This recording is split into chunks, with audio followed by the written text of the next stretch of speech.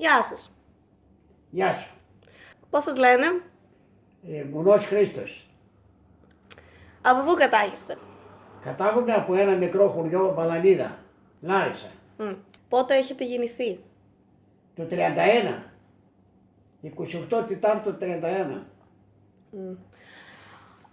Πόσο χρονών ήσασταν όταν άρχισε ο Δεύτερος Παγκόσμιος Πόλεμος? Ο Δεύτερος Παγκόσμιος Πόλεμος ήμουν 8 χρονών. 9. Ήταν έντονη η επιρροή του πολέμου στο χωριό σας? Ήταν, πέρασαν τα στρατεύματα, πέρασαν από το χωριό μας. Αλλά εγώ ήμουν μικρό, ήμουν 8 χρόνια, 9.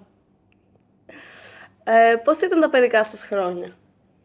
Τα παιδικά μου δεν ήταν καλά, ήμουν ορφανό, ήμουν χωρίς μάνα, χωρίς πατέρα. Μία αδερφούλα είχα, μια αδερφή, η οποία είναι 93 χρόνια τώρα.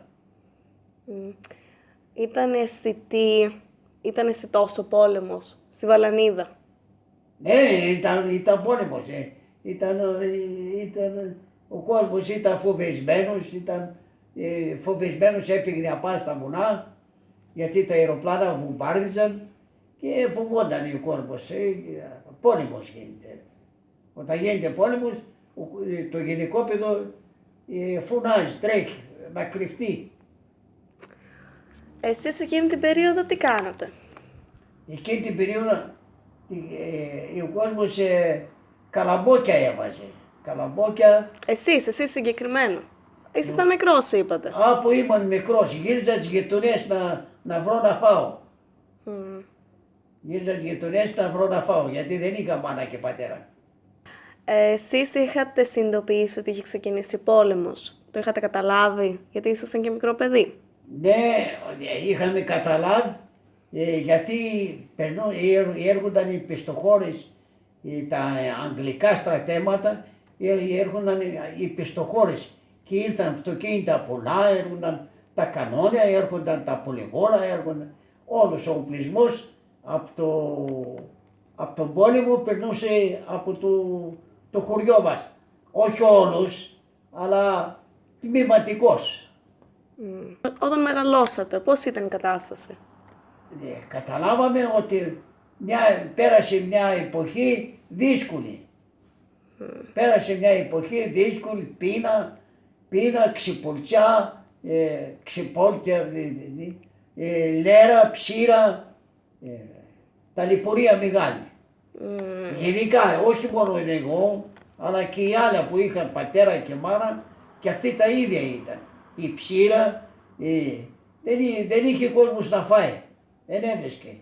Ήταν από τον πόλεμο, καταστράφηκαν οι τροφές και έμειναμε έτσι. Μάλιστα. Ζούσαμε δηλαδή ταλαιπωρημένα. Τον πόλεμο τον νιώσαμε. Το νιώσαμε στο πιτσί μας, στη ζωή μας. Πώς επηρέασε τη ζωή σας? Ήταν ο φόβος, η ερημοσύνη, η καταστροφή, τα ζώα, τα στάρια, τα καλαμπόκια, οι κάμπ σβήσαν από τα τάγκς, Ναι. τα στρατά. Υπήρξαν επιθέσεις στη Βαλανίδα? Όχι. Όχι. Όχι, οι επιθέσεις ήταν στη γραμμή απάνω, στην Αλβανία. Εδώ δεν είχαμε τέτοια. Επακολούθησε ο πόλεμος, άφησε τραύματα στον πόλεμο. Επακολούθησε. Άλλον τον έπαιρναν το βόντ, άλλον τον έπαιρναν τον μπλάρ, άλλον τον έπαιρναν τα πρόβατα, άλλον δεν. Επακολούθησε η ερημισή. Η προσωπική σας εμπειρία? Η προσωπική ευκαιρία ήμουν ορφανό. Δεν μεγάλωσα, με πήρε ένας άλλος εκεί με ξυπόλτους. Ότι ήταν κακός ο πόλεμος. Η ζωή μου, κορίτσι μου, ήταν, αφού πέθανε και πατέρας και μάνα, Έμειναμε και τα δυο στην έρημο, ορφανά, και μια φορά ήρθε ο στρατός, ο Ιταλικός στρατός, και έφτιασε μια μάντρα εκεί και μας έδωνε τρόφιμα, μας έδωνε κρέας από έπαιρνε πρόβατα και γίδια, έπαιρνε από τον κόσμο και μας έβαλε τα παιδάκια, μας έδωνε τρόφιμα, μας έδωνε φαΐ.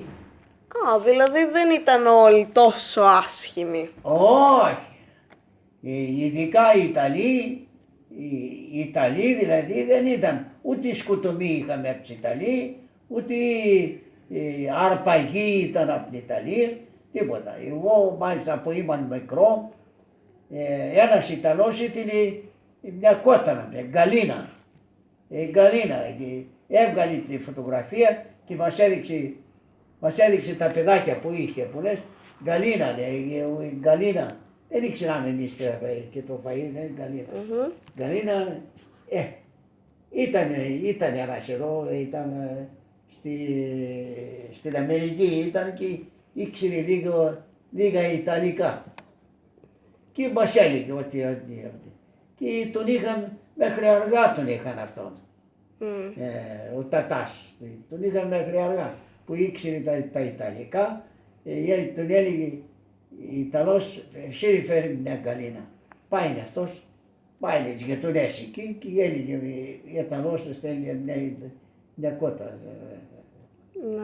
Ναι. Δεν είχαμε προβλήματα με την Ιταλία. Με την Ιταλία είχαμε προβλήματα, με τη Γερμανία είχαμε προβλήματα και με τις Εγγλές δεν είχαμε προβλήματα.